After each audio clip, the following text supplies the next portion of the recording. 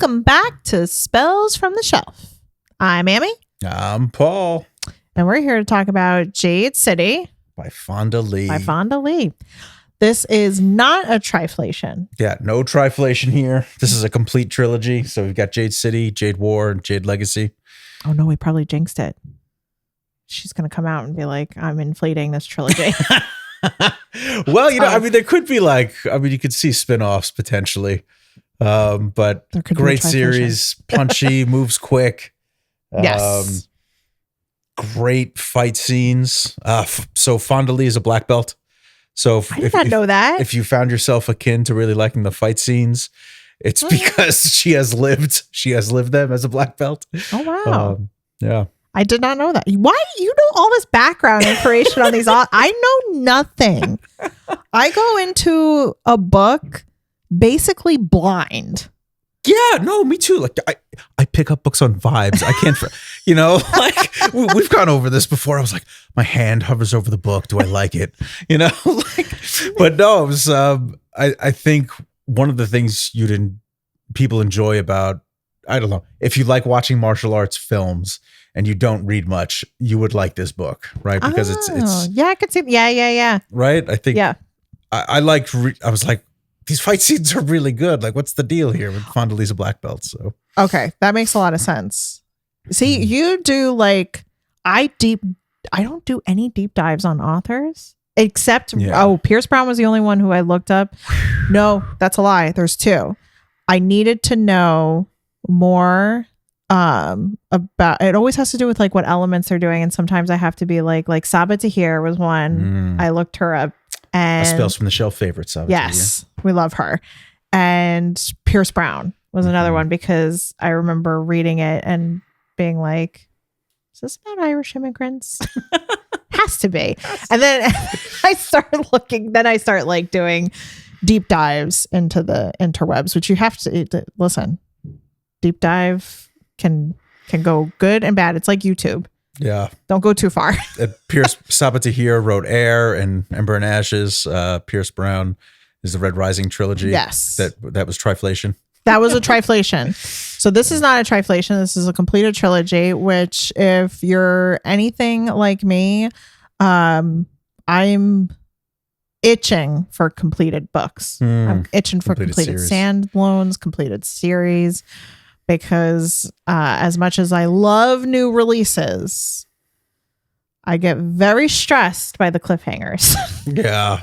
Very stressed. So plot, we obviously liked it. So yes. Plot, I think we get with Jade City, it's often said it's like Godfather with magic. So the Godfather movies, Mario Puzo wrote as Godfather meets kind of Asian inspired urban high fantasy. You've got the One Mountain Society, which helped liberate Kekon, which is our setting. Kekon is this island nation. And the One Mountain Society splits into two clans, the No Peak clan and the Mountain clan. And we really follow the No Peak clan with the characters, but there's obvious conflict and you get to know the other characters. And the organized crime is so thick on Kekon that it stretches all the way up into the government, right? It's a small island nation. But they have Jade.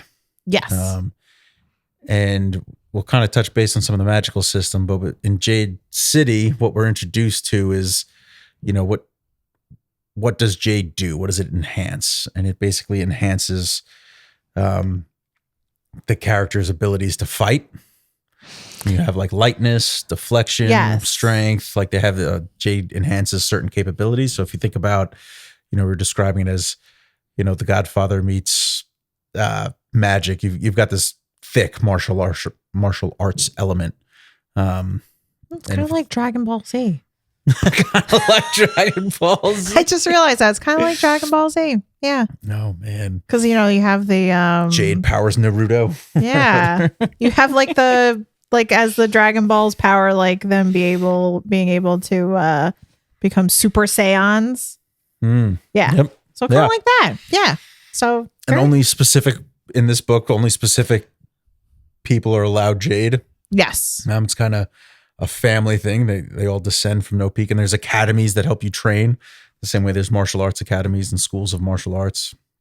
There's academies that train you to handle Jade, because like most magical systems, there's a cost to using it. Yes. Oh, that's something that you always see. There's always going to be a cost when it comes to whatever magic you're using. It's like currency. And this is actually, this is like currency here too. And, the family that we follow is, and I listened to this, so I should have this down. The Kaul family. Yes. And you have 3 siblings that you're following. You have Lon, Hilo, and Shay. And then you have a cousin of theirs, Andon, who comes into the mix in the story. And it was a good listen. It was. Okay. So this is another one that I listened to. I waited until I had, because Libby had a long wait. It was popular. I was very long on the line. I was like 40th. Oh, wow. It wasn't getting better. So luckily I had a credit for Audible and I picked this up and I was listening to it. And I liked the different point of views. I do like getting different point of views of the story. Yeah, you get parts of Shay, you get parts of Hilo, Lon, yes, and all their interactions as the family, right? If you think about themes inside the book, family obligation is one of the primary ones that runs the course of the entire trilogy. Very primary theme. The grumpy grandfather, the torch. Yeah. The torch of Kekon. He's a mean old man. He is a mean old man. He's such a mean old man. He's so rude. He's rude to everybody. But he had this like outsized impact in unifying the nation, right? So everybody reveres him. It's a funny relationship dynamic, and he's just a shit to his kids. Oh, he's just such a loving individual. I don't know what you're talking about. He was delightful. He was delightful. But yes, family was a major theme here, and you have of course the criminal aspect of the story between the 2 warring families, and everybody's morally gray. Everybody's morally gray. Every single person's morally gray. And I kind of like that. And with Shay in particular, she's been removed from it because she was studying abroad. So she hasn't really been that knee deep in family obligations. And you see her character kind of like is always trying to figure out what way she wants to go. Does she want to be completely independent from this? Or is being tied to the family business inevitable?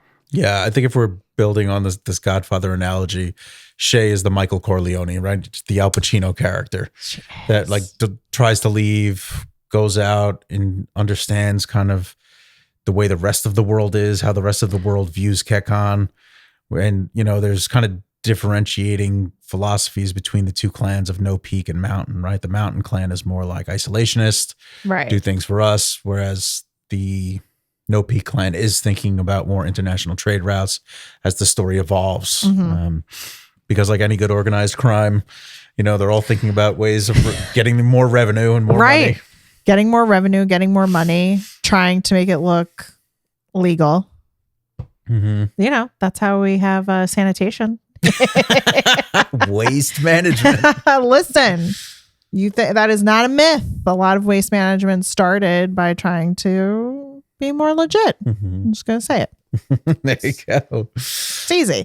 So you kind of get a lot of those elements. And Fonda Lee is a new author to me. This had never come up on my radar. Yeah. And it's really good. Interesting. Yeah. So I was walking around in Barnes and Noble and just like saw it and I was like, ooh, what's this? And I have a very heavy bent towards ninjas and samurais and all that stuff. So just picking this up with the martial arts bent was great. And it's like bright green. Yeah. So hanging up, you can see it in the background there. It's a cool color. It is. And I didn't know that it was going to be an urban fantasy either. Yeah. So the difference between urban fantasy and fantasy is that you'll have a familiar setting with fantasy elements. So familiar setting means like a city that you would know for sure. That it's what it's about. Like we're talking like the New York Cities, the Chicagos, all that of the world. So that is what the difference is between an urban fantasy and a fantasy, because a fantasy usually takes place in like medieval time setting type feel. Yeah, you don't get old world Europe. Yes, oh, that's right. The magical system, right? We're not talking about like a Sanderson clone. I think it's more scientific. I think citywide, like landscape setting wise, we're not dealing with kind of your typical fantasy realm or sci-fi space realm. We're right like inside the city, and I think Fonda Lee rides a nice line between imagining how magic would interact with a crime novel, right? Like with this organized crime element. She does a really good job with it. I found the magic to be very interesting. Like the whole discussion around Jade and how it works and how it's used and who's allowed to have it and who's not allowed to have it. And that kind of brings in this antagonist element of a new drug that allows people to use Jade. SN1. Yes. Nicknamed Shine. Yeah. I was thinking, I was like, it can't be that easy to, because I am terrible at remembering names. Terrible. But Shine is like the easiest one. Shine. Yeah, so it has in the book, it has a medical name, the SN1, and then there's the street name for it, and there's a black market trade for Shine. Because people will try to steal Jade. In fact, the book opens with Bureau and his friend at the Twice Lucky trying to steal Jade from some Greenbone warriors. So the people that go through the academy and graduate are then called Greenbone warriors. And then you've got the horn, the fist, the fingers, and a whole hierarchy of how the Greenbone is organized. But yeah, it opens up with Bureau trying to steal some Jade. It does not go well for him. No, it does not. Bureau's just a mess who appears throughout the book. And he's a good reflection of the characters, right? Bureau is just this, I don't know, low life scavenger. Yeah. Just a typical petty thief. If we're dealing with the organized crime world being the kingpins, then Bureau is the absolute scrub. He is. He really is. And oh, Bureau. And I liked the characters in this. I liked all the different elements that you get. I liked Shay's character, kind of seeing her constantly riding that line between being drawn in by family and being separated from family. Yeah, that inner conflict, right? Shay was one of those people where you have the most inner conflict in this book. Yes. Right? She pulled away from her family, but she's being drawn back in. So tons of inner conflict with Shay, and her character is really well written by Fonda. Very well written. And I liked Hilo's character where in the sense that, so he's the enforcer, he's the muscle he's the muscle of the family. And I mean, it kind of goes into that, him not being able to control his temper. He has a real problem with controlling his emotions when he gets upset. He's not so good at it. Yeah, no, I mean, that's what you want from the rage muscle, right? You want a berserker like it being your enforcer, right? You're looking for that strength. But I think what you're getting at is there's a real complexity to Hilo, right? Yeah. We were talking about as it opened up, like his love for Wen. Yes. His relation. So the big thing for Hilo is the way that he is in every other aspect that you see his character is completely different than how he is with Wen. He's probably the most like gentle and demure, I feel, with her. Really big sensitivity streak, which you don't always get see with, a character like Hilo. Yes. And it's very important to him. So just like any other organized crime family, you have to have permission to wed somebody. And Hilo needs permission to marry Wen because she is not in a high status family. She's not in a high status family. And in the book, there's something called a stone eye where Jade has no effect on you, which will show in the later books that it can be an advantage.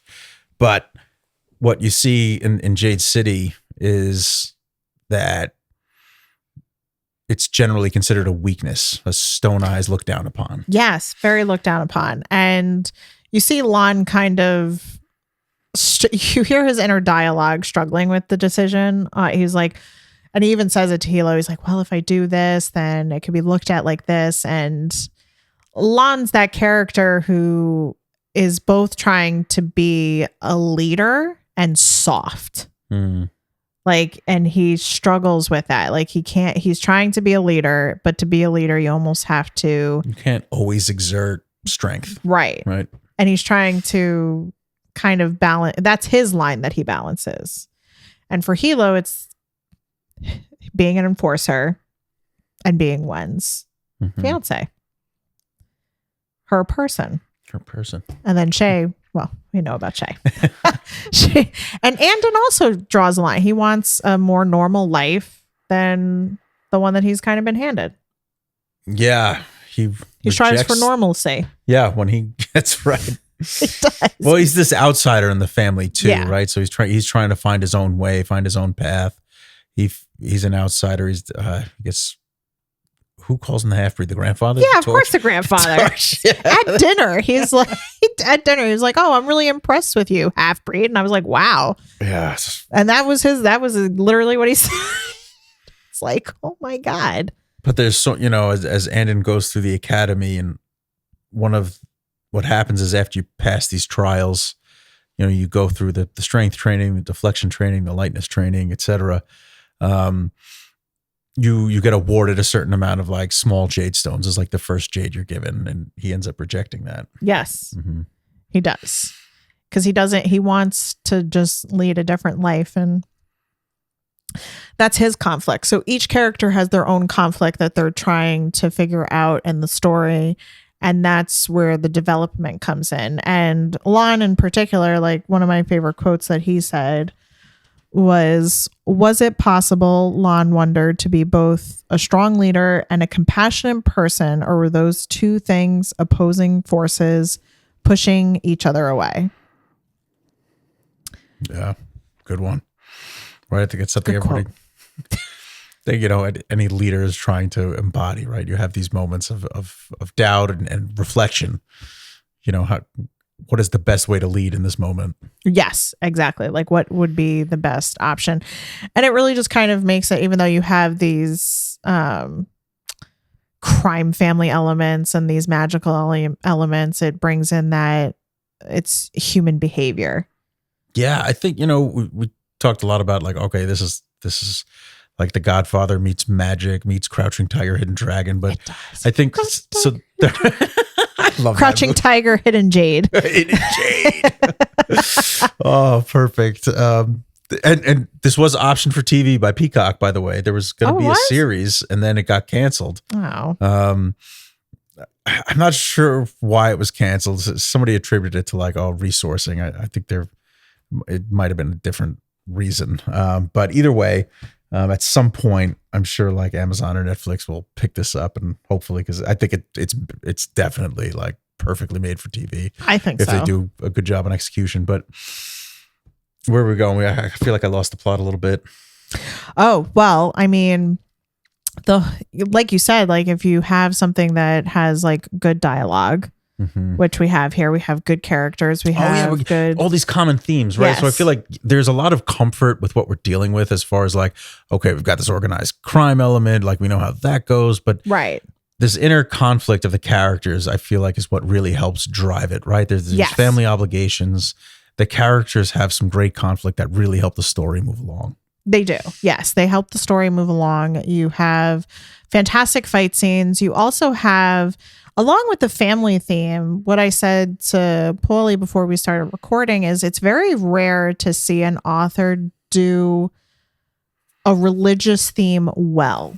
And it's underlying. So it's not super prevalent in this first book, but there's interludes. So I believe it was either the second interlude or the third interlude, and it's labeled, talking is hard. It's labeled Heaven and Earth, and it gives the story of like the origin story for how they got Jade and their magic. And it's that basically they're all stemming from being different gods' children. So gods have these children. They're creating Earth during this time, but all of them live in heaven. And then before Earth is even complete, their children are fighting over who gets the best mountain, who gets the ocean, who gets this, who gets that. And there's so much pettiness and greed that the gods become so enraged that they punish them to suffer on Earth without magic and without any help or resources from them. But because they're gods, but they're also parents. You have some who are more benevolent, who want to watch over them and try to help, some of their children, and others who are like, give me something before I give you something. And I thought that was interesting. It was a good, and I listened to the interlude twice. Oh, there's lots of scenes in the temples, right? Throughout the entire trilogy. The interludes that you're talking about, I feel like add like a real richness to the world. They help build the setting. They help enhance the world building aspect of the story you're in. So I agree. It's not like religion's not a predominant theme throughout it, but Shay finds herself in the temples a lot. There's some really pivotal scenes throughout the entire trilogy where Aitmadad and Shay are inside the temple, or just Shay in the temples, are, reflecting on what's going on and asking questions. It's very theological. Yeah. And it kind of was a nod to like sometimes you get nods when you're reading books. This happens to me where I'll think about a class that I had to take in college. And one of the classes that I had to take was about religion and theology and like all the different variations of it. So it was kind of cool. What I liked, what I feel like she did was she combined so many different beliefs in that one interlude. Yeah. Because I hate to break it to everybody, but we're all talking about the same thing in a different font.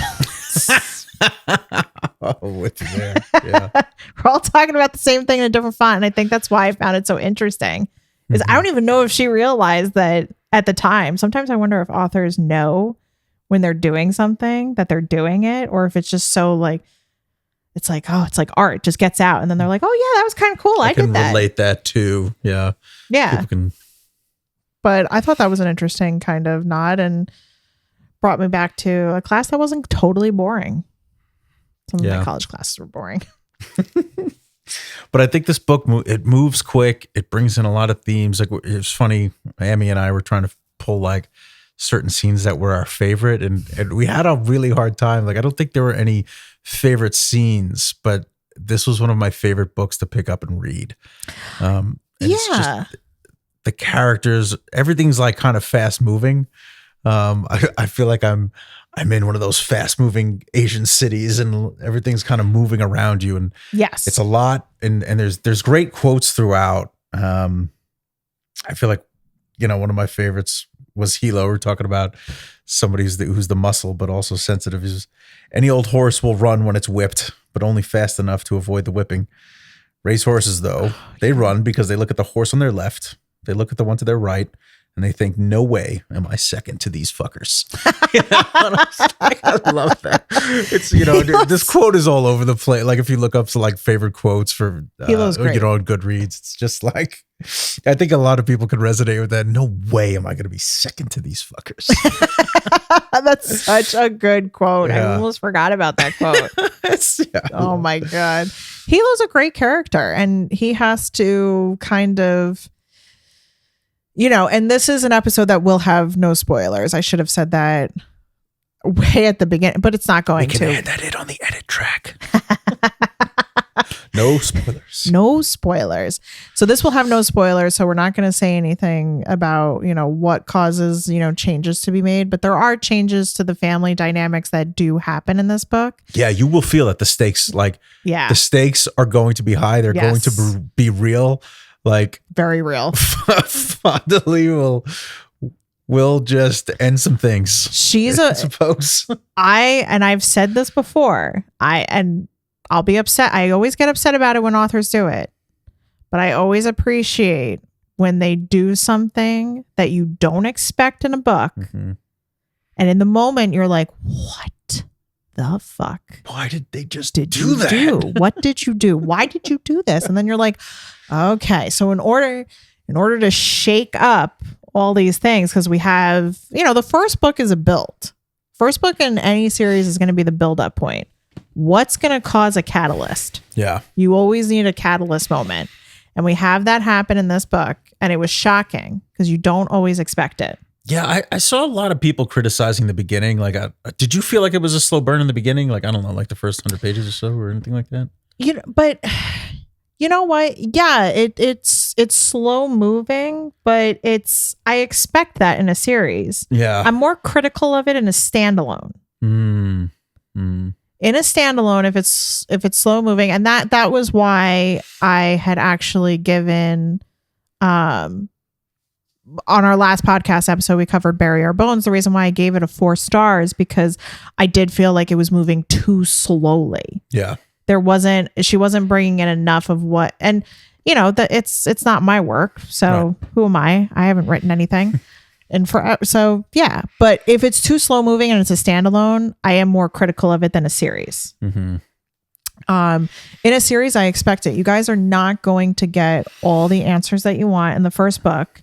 You're not going to get all the things buttoned up in a first book.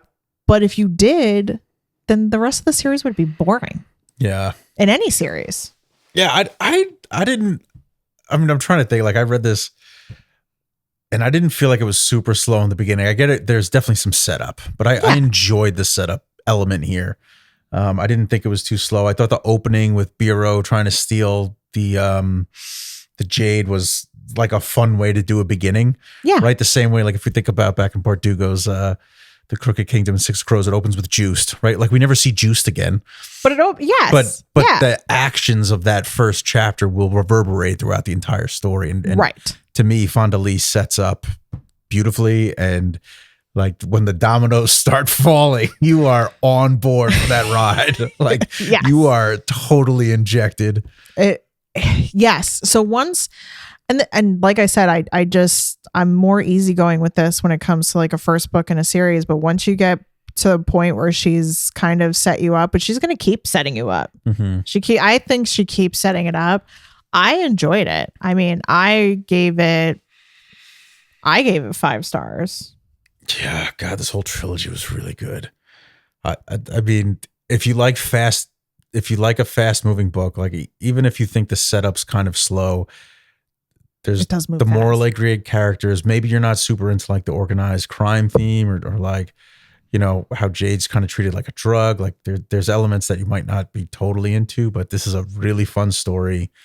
Great characters with inner conflict. You're not dealing with anything too complex where the plot's jumping around a lot. It's pretty easy to follow. I would argue that this is a good. This is another one that I think, and you know what, this is another overarching theme for Spells from the Shelf. I think that so far we have a number of books that you could have never read fantasy before in your entire life. Yeah. Pick it up and enjoy this. And I would think Fonda Lee would be another one. Yeah. Easily. Absolutely. Because nothing is too overly complex. She's explaining everything to you. You kind of know what's going on. And the interludes are helpful. Similar to Ammie and Sarafi, when we have those like pause moments in the story where we kind of like are breaking like that third wall and the narrator's telling us what's going on or why this is important or why that's important. It's setups like that. And not many authors do it well. Yeah, it's true. And this book, and lots of people think that she does it well. Like it's got a ton of awards, winner of the World Fantasy Award. Really? Tons of accolades. I love it. Yeah. So it's, I get it. There's a Nebula Award on this. Like there's some really good stuff. So yeah, it has a lot of good different elements to it. I'll definitely be continuing with the series for sure. Cause I enjoyed it. I wasn't expecting it. I thought, so I love The Sopranos. I think I've watched The Sopranos like 4 times. I hated this. I expected so much more of The Sopranos. What? We're going to have to parking lot this, but oh my God, we're going to fight after we're done recording. I'm going to I'm getting very upset. I love The Sopranos. Okay, please don't tell me that you also hate what's the movie with the really messy mob guy? Oh, it's gonna bug me. It's based on a true story. It's gonna bother me. He goes into witness protection program because he like snitched. Oh, is this the Whitey Bulger story? No. Well, it's gonna bother me. All right. I'll never know now. Okay. To be continued. To be continued. If anybody knows, please tell me because it's going to bother me. But I didn't know if I was going to like it in a book because I've actually never read an organized crime fantasy book. I'm wondering, like, I didn't read the Godfather series. I just grew up like watching those movies.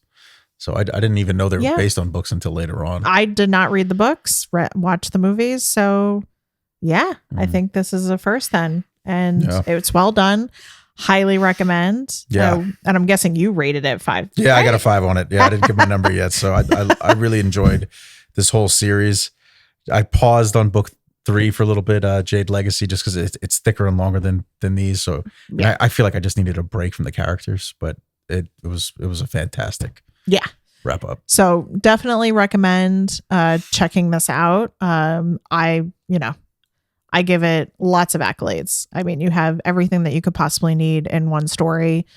And the fight scenes are just so well written. You can easily picture it like a movie in your mind. If you're someone like me who, when they're reading, sees everything, she has really good writing for that, like perfect writing for that. Yeah, there's a fight scene in Jade War, just to give a plug to that second book, that is absolutely marvelous. Yeah, you were talking about it.